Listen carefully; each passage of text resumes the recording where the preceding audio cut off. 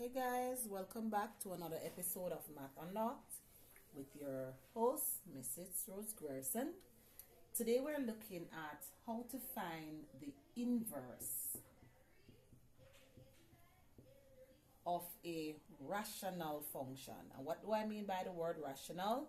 The function is expressed as a fraction.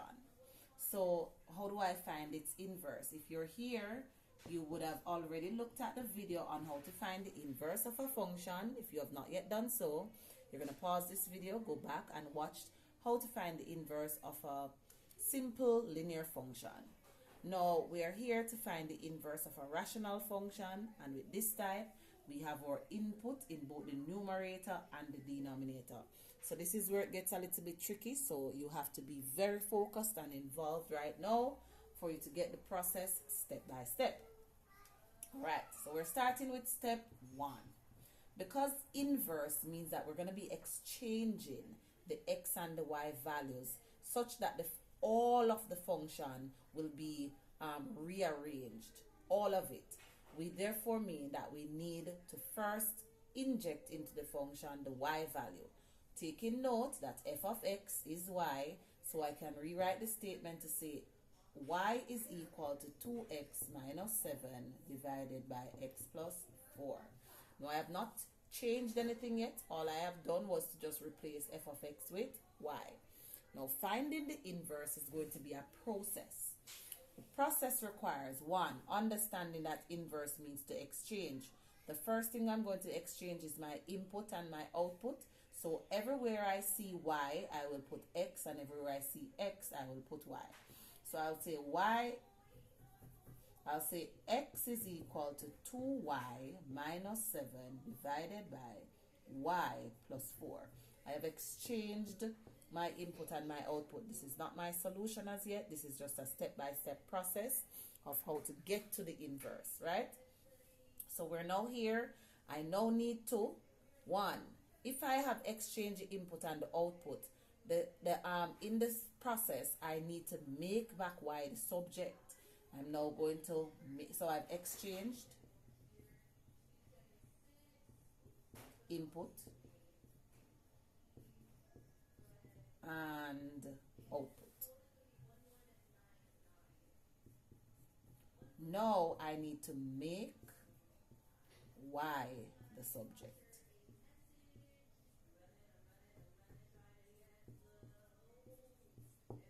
Need to make y the subject.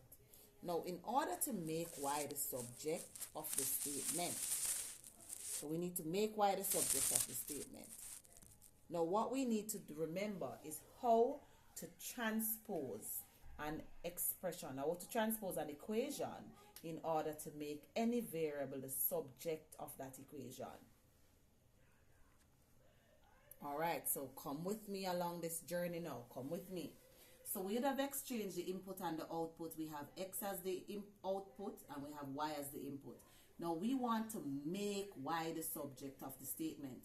Paying attention to the fact that y is in the numerator and the denominator. You must take note that if you're going to move any part of this expression, right as right here, you need to first eliminate your denominator. Now, your denominator cannot be moved in part. It must be moved as an entire expression.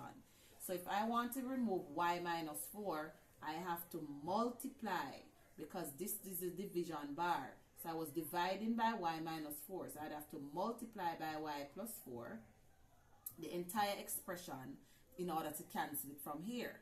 But I remember that if I'm going to multiply one side by y plus 4, then I must do the very same thing to the other side to maintain balance. So this cancels that from here. Multiplication will cancel division once it's the same term or same expression that is multiplying and dividing. It cancels each other, so that really becomes 1, right? So now that I'm here, I now have the y value here in this bracket. Remember, the aim was to make y the subject of the statement. Y cannot be the subject if it's inside that bracket. So my next step is to expand the bracket. X outside will multiply each term inside. What does that give? X times y is xy. then x times 4 is 4x. What is that now equal to? Let me take that down a little bit. So that's xy plus 4x is now equal to 2y minus 7. Remember our aim was to make y the subject of the statement. Our aim was to make y the subject of the statement. If that is our aim, we'd have gotten the y from the denominator, the entire expression, by multiplying both sides by y plus 4.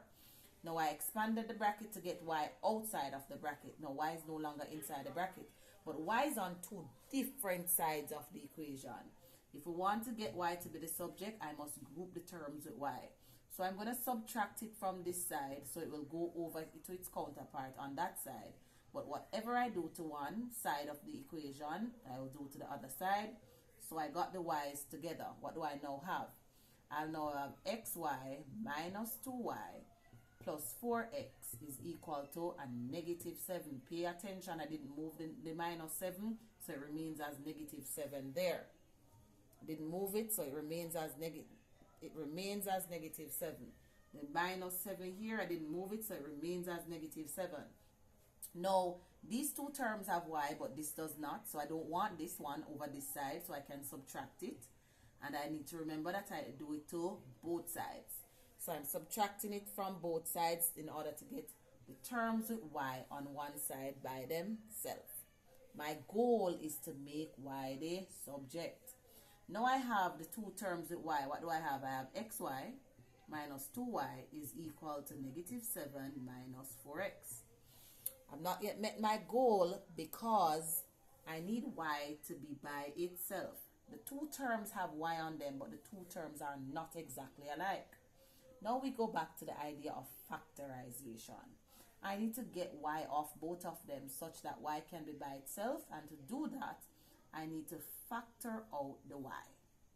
If I factor out y off of xy inside the bracket, I'm going to have x because x times y is xy. Take away 2 because x times negative 2y will give me my negative 2y there is equal to negative 7 minus 4x. Nothing changed about there because I did not do anything with that side. What is left now? Our last step is to just make y the subject by eliminating this x minus y by division, since it was multiplication here. So we're dividing both sides by x minus 2, the entire expression. So we're dividing both sides by x minus 2, which is the entire expression. And that will leave me with just y. This new y is the inverse of the original expression here. So what I can now write is that f inverse of x is equal to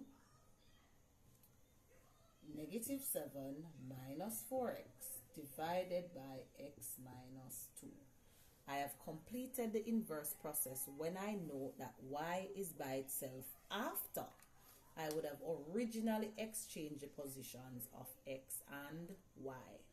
So these type of expressions are considered to be rational functions. They are functions expressed as a fraction. They are a little bit more tricky because of the process of factorization. So if you are not yet great on factorization, you're going to go ahead and watch my videos on how to factorize an expression. Don't forget to like and subscribe, and come again for more videos.